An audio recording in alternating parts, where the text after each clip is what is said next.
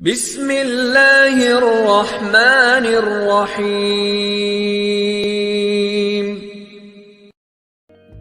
اگر کوئی تمہارا دل دکھائے تو ناراض مت ہونا، کیونکہ قدرت کا قانون ہے کہ جس درخت کا پھل زیادہ میٹھا ہوتا ہے لوگ پتھر بھی اسی کو مارتے ہیں۔ جو لوگ آپ کی برائی کرتے ہیں تو انہیں کرنے دیں، کیونکہ برائی صرف وہی لوگ کرتے ہیں جو آپ کی برابری نہیں کر سکتے۔ غلط بات پر غصہ آ جانا شرافت کی نشانی ہے، لیکن اس غصے کو برداشت کر کے پی جانا مومن کی نشانی ہے۔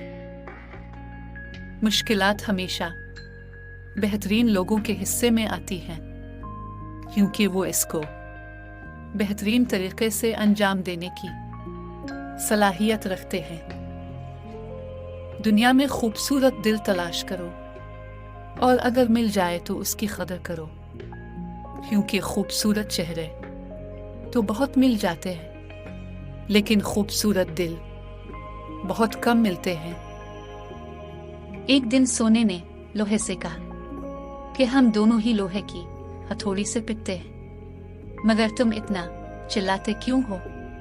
تو لوہا بولا، جب اپنا ہی اپنے کو مارتا ہے تو اس وقت بہت درد ہوتا ہے۔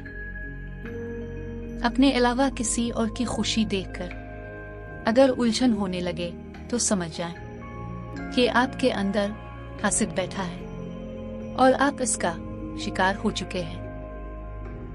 اپنے تمام دشمنوں کو معاف کر دو، لیکن ان لوگوں کو کبھی معاف نہ کرنا جو تمہاری عزت اور رزق کے دشمن ہیں۔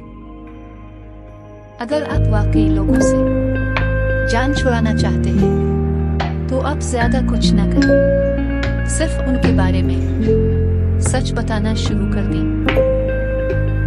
عقل ہمیں دانائی نہیں سکھاتی، دراصل وہ ہمیں ہماری جہالت سے روشناس کراتی ہے۔ زندگی کی مشکلوں سے پرورش پانے والا کسی کا شاگرد نہیں ہوتا۔ اپنے ذہن کا استعمال کرنے کی بجائے دوسروں کی مرضی پر چلنے والا ہمیشہ دوسروں کا محتاج ہی رہتا ہے۔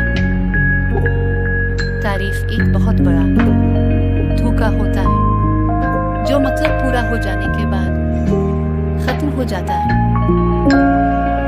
خوش اخلاقی وہ واحد اچھی عادت ہے جس کی بنا پر لوگ دوسروں کی یادداشت میں ہمیشہ زندہ رہتے ہیں۔ یہ ایک بہت بڑا سچ ہے کہ ہم صرف ان لوگوں سے نفرت کرتے ہیں جنہیں ہم اپنے آپ سے زیادہ کامیاب دیکھتے ہیں۔ ریاست کا کوئی وجود نہیں ہوتا، یہ صرف طاقتور لوگوں کی ایک جتھے کا نام ہے جو صرف اپنے مفادات کے لیے اکٹھے ہوتے ہیں، اور یہ امیری اور غریبی اللہ تعالیٰ نے بلکہ یہی لوگ پیدا کرتے ہیں۔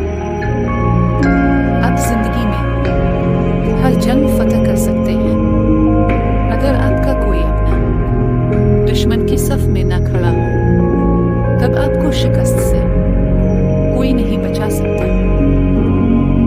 خوبصورتی کی کمی کو اخلاق سے پورا کیا جا سکتا ہے، مگر اخلاق کی کمی کو خوبصورتی پورا نہیں کر سکتی۔